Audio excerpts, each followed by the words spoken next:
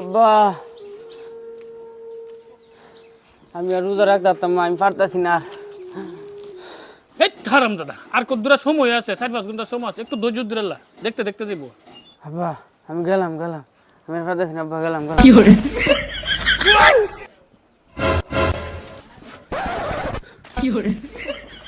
আব্বা আমি আজকে মরে যাবো। আচ্ছা দেহ দি দামরা কতলা ফুলা ফান ইডি বিলে রোজা রেখে মরে যাবো গা। মনটা যে কিতা যে করতাম আমি, আমার আসলে কিছু ভাল লাগে না। लेकिन ये साला कर क्या रहा है यहाँ पे?